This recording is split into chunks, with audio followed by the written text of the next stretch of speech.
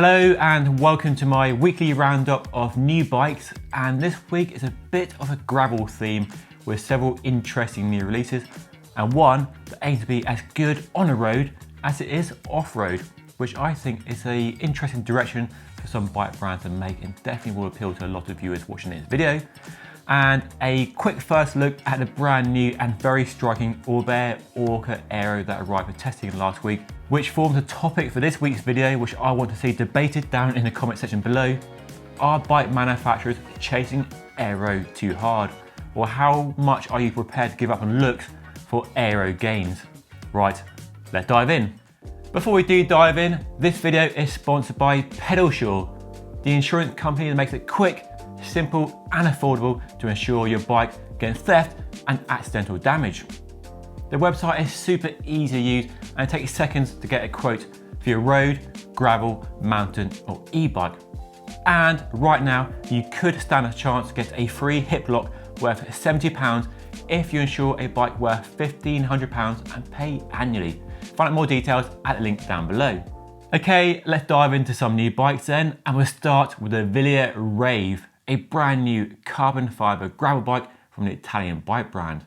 Rave, I think that's a great name. Hopefully it can party on the trail as well as it looks, but we'll find out when we get one for review. So the new bike is a carbon fiber frame with all the details you expect on a gravel bike. On the gravel front, this bike has space for 42mm wide tyres, not massively generous, not as wide as some, but probably wide enough for many people. The frame takes a 1x or 2x drivetrain, and the frame is lightweight, a claimed 915 grams, which isn't much heavier than the Falanti SLR Aero road race bike. So while the bike ticks some of the gravel bike features you expect, like wide tyre clearance and versatility, it's a bike that appears to blur the lines between an endurance road bike and a gravel bike.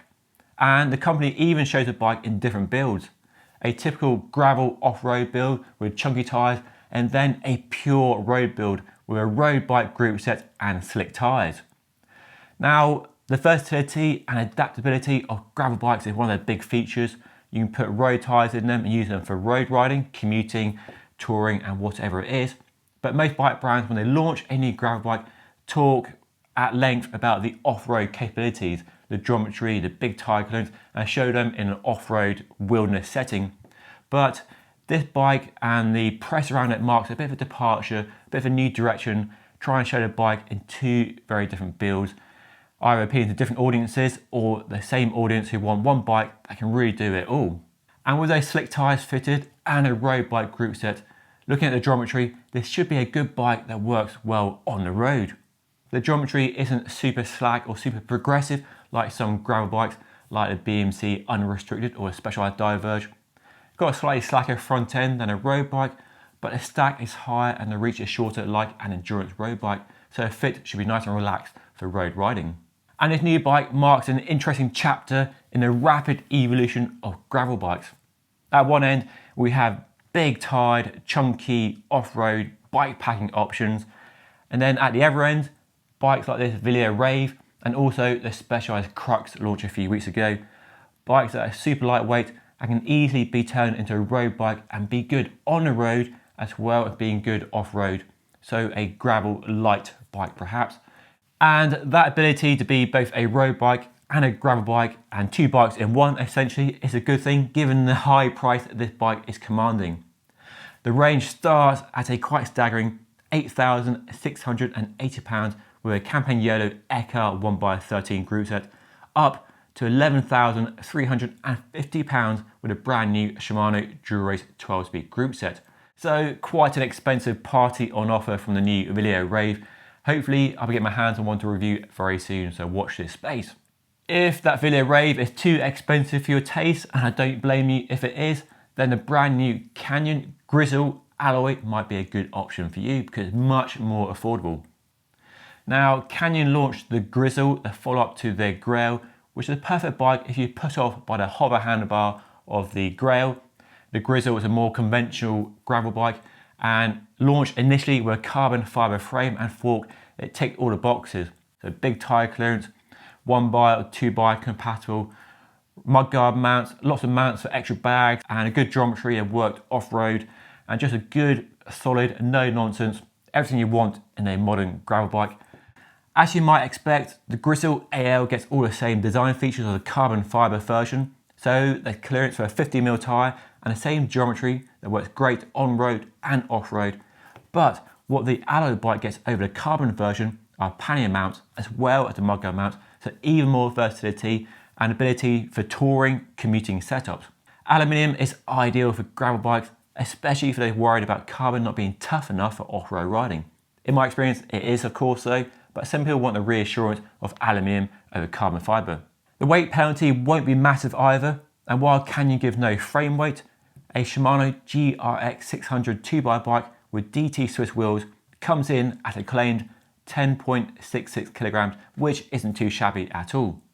Prices for the new bike start from £1,499 here in the UK with a Shimano 2x GRX group set, rising and topping out at £1,999 with a GRX 600 group set. So not a massive range, and it's a shame we don't offer high specs on this frame. I'm sure there would be an appetite for a high spec bike, but you can get the top end model with either a rigid fork or the brand new RockShot Rudy suspension fork. And that's pretty good value for money because that fork on its own retails for nearly £800. So a £2,000 bike with that brand new suspension fork is a really exciting option. And one of the downfalls of aluminium, even though it's not a bigger downfall as it used to be, is the ride quality is harder than carbon fibre. You can't tune it as well as you can on carbon fibre, although it has come on leaps and bounds and isn't harsh like it used to be in the past, in the olden days. But that frame with big tyres and a suspension fork should offer a pretty smooth ride. And you might have seen my video on that suspension fork and my thoughts on it, and generally I was really impressed. Link to that video above. So to get that bike, that package with that fork is a really enticing option, and hopefully I'll get my hands on one to review very soon. And a topic up for debate this week, on which I want to hear your comments down below, are bike manufacturers taking aero too far? So you might have seen the arrival of the brand new and very striking Orbea Orca Aero last week. I did a quick first ride impression on a brand new Shimano Dual Race 12-speed group set on that bike, link above if you missed it. And I will be doing a review of the bike itself very soon. But the bike attracted lots of comments around some of the features on the bike. So it's an aero bike, the second generation aero bike from the Spanish bike brand, but it takes aero to another level. Namely, this bike has an aero shaped water bottle and an aero compartment on the bottom of the down tube for tools or food or clothing or other things you want to carry with you. And those two features combined create a bike that, according to Orbea at least, is more aero. The drag is reduced with those two features on the bike. The question is, are bike manufacturers pushing aero too far, to the max, and are we trading looks for speed? Or do you want to trade looks for more speed? And there's no denying aero bikes are fast and faster than traditional bikes, and there's no denying the appeal of a bike that's fast, that helps you to ride faster for less effort or the same effort. But how fast do you want to go? Or how much aero do you want? Do you want a bike that really pushes the limits, the boundaries of looks for more aero? Or would you rather they bring it back a little bit and give us less aero but better looks?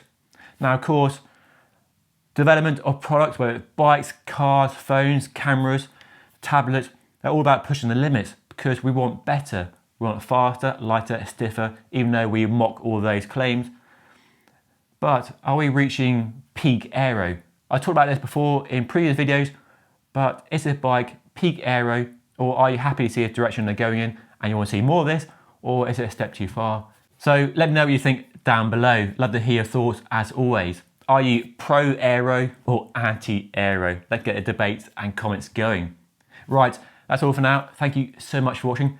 Don't forget to subscribe by hitting that button just there. And if you want to see my review of the brand new Shimano 12-speed group set, click on that button up there. Right, see you all very soon. Thanks for watching.